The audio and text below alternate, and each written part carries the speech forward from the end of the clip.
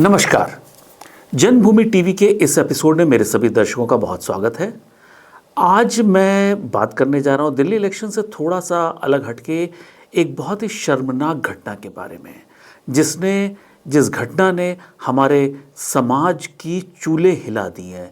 सारे प्रबुद्ध वर्ग और प्रोग्रेसिव समाज पे एक तरह से उन्होंने तमाचा मारा है।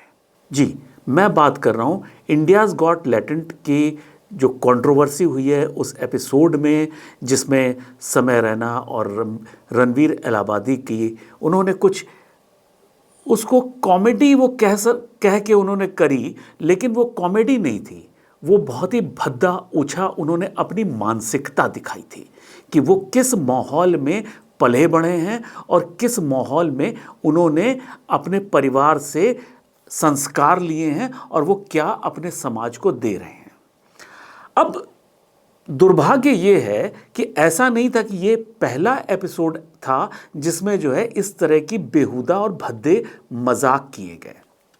इत्तेफाक से मैंने पहले कभी इसको नहीं देखा था ऑनलाइन, लेकिन जब इस कंट्रोवर्सी के बाद मैंने इस इंडियाज़ गॉट टैलेंट के बाकी एपिसोड्स देखे, इन दोनों रणवीर इलाहाबादी और समय रैना के कुछ और वीडियोस देखे, तो मुझे ये पता चला कि ये इस तरह की भद्दी कॉमेडी करना इनके पूरे डीएनए में है। इनके सारे एपिसोड इसी तरह की भद्दी और ओछी हंसी मजाक से भरी हुई है और उसको लोग पसंद कर रहे हैं, तभी शायद ये बना रहे हैं। दुर्भाग्य ये है कि लोगों ने पसंद किया है। समय रैना के एक एक एपिसोड पे 20 से 40 मिलियन व्यूज आते हैं। Can you imagine? आप अगर एक सीरियस कंटेंट बनाते हैं, एक ज्ञानवर्धक चीज़ दुनिया को बताना चाहते हैं, तो कंटेंट क्रिएटर को संघर्ष करना पड़ता है और भद्दे मजाक करने वालों पे इस तरह से लोग टूटे पड़ रहे हैं। खैर, वो जब भी ट्रांसफॉर्मेशन के फेज़ में होती है सोसाइटी, तो इस तरह की चीज़ें भी होती है। शायद इसको हम ऐसे ही लेते हैं। जब धीरे धीरे हम ये जो ट्रांसफॉर्मेशन का फेज़ जो निकलेगा, हम थोड़ा स्टेबल होंगे, तब लोगों को समझ में आएगा कि हम ये क्या कर रहे थे, या फिर सरकारें इस पे कुछ एक्शन लेके कुछ एक जैसे टीवी पे, जैसे अखबारों के लिए कुछ नॉर्म्स बने हुए हैं, वैसी कुछ बात होगी। अब मैं इस लेटेस्ट कंट्रोवर्सी की बात करता हूँ। इस एपिसोड में इंडियाज़ गॉट टैलेंट जो शो है, इसमें है क्या कि 5 जजेस, जिसमें एक समय रैना खुद, दूसरे आशीष छजलानी, रणवीर इलाहाबादिया, जसप्रीत सिंह और अपूर्वा मखीजा, ये 5 जजेस थे जो इसको जज कर रहे थे। और जो कॉन्टेस्टेंट्स थे, जो प्रतियोगी थे, वो आते थे और 90 सेकंड में अपना टैलेंट को बताते थे। उसी टैलेंट पे ये लोग जो है उस पे मार्क्स देते थे और उसी तरह से ये शो था। और जो हर प्रतियोगी आता था वो कुछ ना कुछ बोलता था जिस पे ये लोग भद्दे और बेहुदे मजाक करते थे।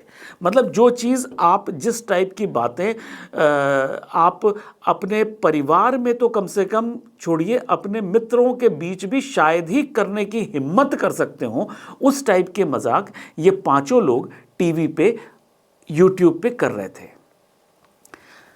एक क्या हमारे दिमाग में ये, अगर मैं कंटेंट क्रिएटर हूं, तो क्या मेरे दिमाग में, मेरे दिल में, मेरे जहन में ये इतनी नैतिकता तो होनी चाहिए ना कि मैं जो बोल रहा हूं उसका हमारे जो समाज की अगली पीढ़ी है उसको मैं क्या दे रहा हूं।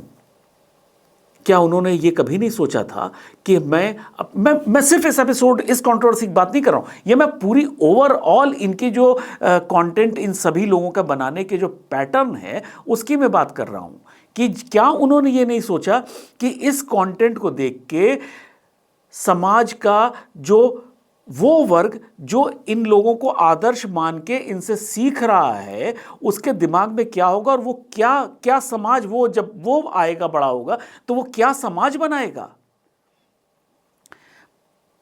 इत्तेफाक से ये जो कंट्रोवर्सी थी ये उछल गई, इनकी ये क्लिप वायरल हो गई, इस वजह से इसके इतनी बातें होने लगी। अदरवाइज सारे एपिसोड्स में इस टाइप की बातें बहुत ही आम थी। अच्छा, इसमें मैं बताता हूं, इसमें इन्होंने बोला क्या था। इन महानुभावों ने बोला था अपने एक प्रतियोगी को, would you rather watch your parents have sex every day for for the rest of your life और join in once to stop it for ever.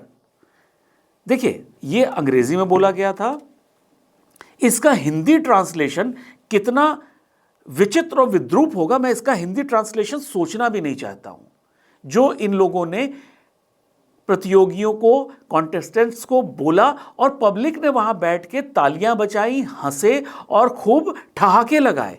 तो क्या हमारी मानसिकता आज इतने निचले स्तर पे आ चुकी है, या हम सफलता के लिए इस निचले स्तर पे आना सफलता की एक पैमाना बन गया है, या सफलता की एक शर्त बन गई है कि हम जब नीचे गिरेंगे, जब अपनी माता से भी, अपने पिता के साथ भी गलत संबंध बनाने पे हम नहीं हिचकेंगे, तब हम सफल होंगे। अगर हमें सफलता के लिए इस चीज की जरूरत है तो मैं कहता हूं इन लोग को शर्म से चुल्लू भर पानी में डूब मरना चाहिए, या ऐसे लोग जो वहां पे ठहाके लगा रहे थे, तालियां बजा रहे थे, उनको भी इन्हीं के साथ शर्म में चुल्लू भर पानी में डूब मरना चाहिए। अब ऐसा हो क्यों रहा है? दुर्भाग्य यह है कि ये वो 20 से 40 मिलियन लोग वो कौन है जो इनके हर एपिसोड को देखते हैं और इनको और पॉपुलर बनाते जा रहे हैं। ये वही हम में से आपके बीच के लोग हैं जिनको मजाक, फूहड़ता और भद्देपने में अब जो फर्क होता है वो दिखाई देना बंद हो चुका है। क्यों बंद हुआ है? समय रैना के बारे में एक छोटा सा बता रहा हूं कि ये इनकी सफलता इनके हरकतों को ओवर पावर किए दे रही है। दुर्भाग्य ये है कि हमारा समाज ऐसे दौर में आ गया है कि हम इनको सफल बना रहे हैं। समय रैना एक इंजीनियर, बीटेक, एक साधारण परिवार से, इनके पिता एक, जितना मुझे पता है, एक पत्रकार होते थे, माँ गृहिणी। इन्होंने इंजीनियरिंग करी और फिर इन्हें लगा इंजीनियरिंग की पढ़ाई में इनका कुछ ज़्यादा वो स्कोप नहीं है, तो वो इस तरह से यूट्यूबर, कंटेंट क्रिएटर, इन्फ्लुएंसर बन के इन्होंने वो किया। और आज की तारीख में जो इनकी नेटवर्थ है 140 से 180, 190 करोड़ की, मतलब 200 करोड़ के आसपास की इनकी वर्थ मानी जाती है। क्या इतना धन जो है, 200 करोड़ रुपया कमाने के लिए आदमी क्या इस हद तक नीचे गिर के कमा सकता है? क्या ये जायज़ है? जायज़ तो आप छोड़िए, लोग कर रहे हैं और लोग वहां ठहाके लगा रहे हैं, तो इसका मतलब हमारे समाज ने इसको एक्सेप्ट कर लिया है। रणवीर इलाहाबादिया जो फिटनेस ट्रेनर टाइप का पहले वीडियो बनाया करते थे, धीरे धीरे उन्होंने इस टाइप के पॉपुलर बनने के लिए इस टाइप के हंसी मजाक, ऐसे भद्देपने करने शुरू किए और आज उनकी वर्थ 60 से 70 करोड़ की है। उनका पर मंथ जो है यूट्यूब से इनकम 35 लाख से ऊपर की मानी जाती है। और कंटेंट क्या है? इसी टाइप का, सारे रिश्तों को तार तार कर देने वाली हंसी मजाक करके अगर आप करोड़ों रुपया कमा रहे हैं तो क्या आप अपना चेहरा देख पाते हैं? इस लाइन को बोलने के बाद क्या समय रैना और रणवीर इलाहाबादी क्या अपनी माँ और पिता से नजरें मिला पाए होंगे? शायद उनके माता पिता ने भी मिला लिया होगा, क्योंकि उन्होंने भी देखा होगा ये करके उसने 200 करोड़ रुपए की एम्पायर बनाई या 70 करोड़ की, 60 करोड़ की एम्पायर बनाई। तो रिश्ते कोई फर्क नहीं पड़ते, हमारी हरकतें कोई फर्क नहीं पड़ती। जिस चीज से फर्क पड़ता है वो है धन, पैसा आ रहा है। तो ये एक हमारे समाज की और एक जो इस प्रतियोगी समाज जो हो गया है, प्रतियोगिता इतनी हो गई है कि हमें ज़्यादा से ज़्यादा धन कमाना है, गिरने का कोई स्तर नहीं, गिरने में क्या रखा है, पैसा आ रहा है तो हम गिर जाएंगे।